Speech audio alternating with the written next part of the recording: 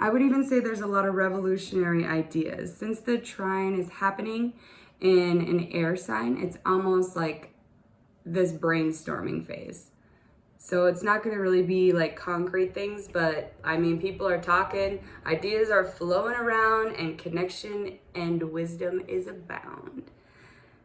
And moving forward on May 20th, we have the sun moving into Gemini, the sign of duality, academic and intellectual training, learning, constant evolution, sociability.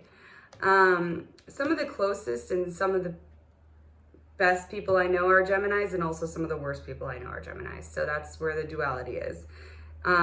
It's a freaking party, and you are the star.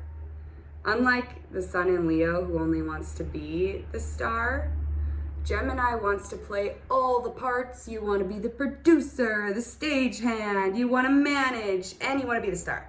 So, I mean, really watch out for your ego with that and the tendency to like kind of overdo it. And like I said before, knowing a lot of things, a little bit about a lot of things. So the challenge is to go deeper.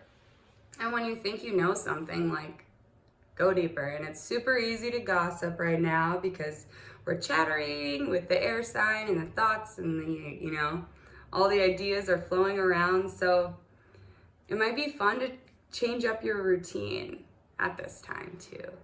And some famous people that are noted in Gemini is Marilyn Monroe. And you know, think of like how she was Norma Jean and Marilyn Monroe. That's it. JFK, Paul McCartney, George Bush, the president turned painter, William Yates, Donald Trump, Ralph Waldo Emerson, Tupac, Prince, Frank Lloyd Wright. So happy birthday to all those guys this month. Yeah, advice, have fun. And don't be a dick and think you know everything, Gemini. So May 21st, we have Sun in Gemini squaring Jupiter in Pisces. Squares are harder aspects. Those are like those planets are like facing off at 90-degree angles. And so we kind of have a tendency for maybe selfishness, vanity, overconfidence, misjudging. And yeah, a big lesson of this trine or this square is to not overextend yourself. Don't bite off more than you can chew, and don't get ahead because you're gonna get knocked down a notch. And while the sun may think that they know everything, we never know how someone feels. And that's where the square in Jupiter is. Like, you know, it might be a time where you're giving more than you're receiving, or you're taking more than you're giving. So practice empathy, and again, watch your ego, like all things. And on May 23rd, Saturn begins retrograding in Aquarius. And this is like, when Saturn changes signs, it's like a 4-year period. So when a planet goes retrograde, it moves into the sign prior. It goes back into Capricorn, and then it moves back forward. It's like walking down the road and you're like, oh crap, I forgot this. And then you have to turn back, and then you go back again to where your destination was. So it's a lot of revisiting all the things that we've done. So you want to like see where your responsibilities were at and just review what's going on. Let's kind of tie up these loose ends out of the last 4 years. Balance your social life with your internal needs, and revamp yourself in terms of your goals, personal and emotional.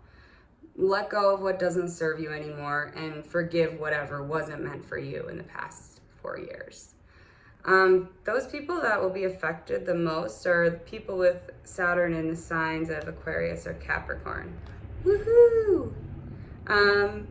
I think the best advice for this retrograde is know your worth as well as the worth of other people. And it's a really good time to grieve what we lost and to be thankful for what we currently have. On May 25th, there is a grand water trine. In the study of astrology, the presence of a great trine is a good sign of fortune. It's going to happen in the water signs: Moon in Scorpio, Mars in Cancer, and Neptune in Pisces.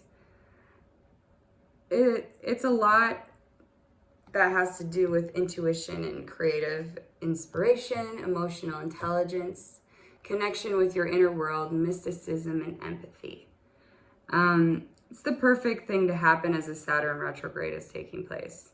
It's like having an emotional epiphany, and vulnerability is power when this is happening, and clarity is the gift of that vulnerability. So go swimming, be around water, bring a journal to the lake, and let it flow, baby. And May 26th, there's a total eclipse of the full moon in Sagittarius. Total eclipse of the moon. This lunar event is gonna bring a lot of relief to all the academic procedures and projects and just all of your work, your physical work and mental work. It's gonna illuminate the truth. Sagittarius is all about expansion and giving up limiting beliefs. It's the archer that's like, I know what I want. And like, it's gonna be a good thing, but it's gonna be hard. You're gonna be growing a lot throughout this. Full moons are all about releasing. And when it's a freaking eclipse of a full moon, it's gonna be bigger. So some of the things that come up is like you kind of have fear of commitment. You want to stay in your comfort zone. You want to evade your responsibilities. It's kind of comparable to updating apps on our phone. So we're updating our apps and we gotta chill out and, put our phone on rest and just let the magic work. Really take some time for yourself. And on May 29th, Mercury begins retrograding in Gemini. And like I said before, Gemini is ruled by Mercury. So this is like the traditional Mercury retrograde that people talk about. Like your plane is getting, your flights are getting canceled, your tire's going flat, your phone call drops, or just make sure you back up all of your data. It probably has a lot to do with technology and stuff. This one is review your contracts, review your communication projects, and make some connections with old friends, and really reflect before you make an important decision. This is fine combing and vetting all of the things that, all the opportunities that might present itself to you, because there is a possibility for miscommunication and misreading. Don't get involved in rumors. Don't gossip at all at this time, really. Really ever you shouldn't gossip, but especially now, it's gonna come back to bite you in the ass. So, if you're unsure about something, just communicate, ask for clarity. Don't assume anything. What else do I have on this? And practice active listening as well as clear communication. We're gonna be just fine. There's no need to worry. This happens all the time. But it's just, covering your bases and balancing your energy wisely. That's all I have for this month. That's all the planets have for this month. So enjoy your May. Play in the sun, play in the water, go party it up. And just remember to take time and balance yourself. Thank you. Have a great month.